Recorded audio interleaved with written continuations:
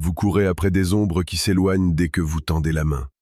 Vous mendiez une attention qui ne vous appartient pas, croyant que vos mots, vos explications ou vos colères pourront enfin percer l'armure de leur mépris. Vous vous trompez. En réalité, chaque mot que vous prononcez pour vous justifier est une pierre que vous ajoutez à l'autel de leur ego. Vous les nourrissez de votre propre détresse. Mais aujourd'hui, tout cela s'arrête. Vous allez découvrir que votre plus grande force ne réside pas dans ce que vous dites, mais dans ce que vous refusez d'offrir. Le silence n'est pas une absence, c'est une présence écrasante. Comme le disait si bien Zénon de Citium, la nature nous a donné 2 oreilles et une seule bouche, pour que nous écoutions davantage que nous ne parlions. Dans l'arène des sentiments et du pouvoir, celui qui se tait devient un mystère insondable, une montagne que l'autre ne peut plus escalader. Imaginez un instant cette personne qui se croit indispensable à votre équilibre.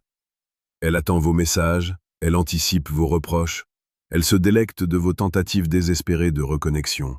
Elle pense posséder la télécommande de vos émotions. Et soudain, le noir total. Plus un son, plus une réaction. Le vide. Ce vide est le miroir le plus brutal qu'elle puisse rencontrer. Sans votre écho, son ego n'a plus de nourriture. Elle se retrouve face à sa propre vacuité, face à l'insignifiance de ses jeux psychologiques. C'est ici que commence votre véritable voyage vers la maîtrise de soi et la séduction souveraine. Le stoïcisme n'est pas une doctrine froide et sans cœur. C'est au contraire la forme la plus pure du romantisme, car c'est un amour qui commence par soi-même. C'est l'art de dire « Mon cœur est un sanctuaire ». Et je n'y laisse pas entrer ceux qui n'ont pas de respect pour le seuil. Dans une relation, ou dans ce jeu de séduction qui ressemble parfois à une guerre psychologique, le silence est l'arme de destruction massive de l'arrogance. Pourquoi? Parce que l'ego de l'autre se nourrit de validation. Quand vous répondez à une insulte, vous validez l'agresseur. Quand vous pleurez pour un départ, vous validez l'importance de celui qui part. Mais quand vous restez de marbre, quand vous choisissez le silence, vous lui retirez toute substance. Prenons un exemple concret, une situation que nous avons tous vécue. Vous envoyez un message empreint de vulnérabilité et l'autre ne répond pas. Ou pire, il répond avec une froideur calculée. Votre instinct vous hurle de renvoyer un 2e message, de demander pourquoi, de crier votre douleur. C'est exactement ce qu'il attend. Il veut voir votre dépendance. Maintenant, imaginez que vous ne fassiez rien. Pas par stratégie de manipulation, mais par une conviction profonde que votre valeur ne dépend pas de cet écran. Ce silence devient alors une barrière infranchissable. L'autre commence à douter. Est-il encore important pour vous? Avez-vous trouvé quelqu'un d'autre? Ou mieux encore, avez-vous enfin trouvé la paix sans lui? Ce doute est le seul poison capable de dissoudre l'ego le plus solide. La psychologie humaine est ainsi faite que nous désirons ce qui nous échappe. En offrant votre silence, vous reprenez le contrôle de l'offre et de la demande. Vous redevenez une ressource rare. Mais attention, ce silence ne doit pas être une bouderie d'enfant. Il doit être le silence des profondeurs de l'océan, calme en surface, mais d'une pression insupportable pour celui qui tente d'y plonger sans invitation. C'est une forme de respect suprême pour votre propre énergie. Si vous sentez que ce message résonne en vous, sachez que sur cette chaîne, Voix de la sagesse, nous explorons chaque jour ces mécanismes de la séduction la plus précieuse et la plus pertinente. Rejoignez-nous en vous abonnant maintenant pour ne plus jamais être la marionnette des émotions d'autrui. Continuons ce voyage au cœur de l'âme. Le silence est romantique parce qu'il laisse de la place à l'imagination. Quand vous parlez trop, vous délimitez vos frontières, vous exposez vos faiblesses, vous devenez prévisible. L'imprévisibilité est le moteur du désir. En restant silencieux face à l'injustice ou face à l'indifférence, vous devenez une énigme. L'autre commence à se raconter des histoires sur vous. Il projette ses propres peurs et ses propres désirs sur votre mutisme. Vous ne combattez plus son ego avec vos mots, vous laissez son propre esprit s'occuper de son autodestruction. Pour ceux qui veulent aller encore plus loin dans cette transformation et acquérir les outils concrets pour ne plus jamais subir, je vous invite discrètement à cliquer sur le 2e lien en description.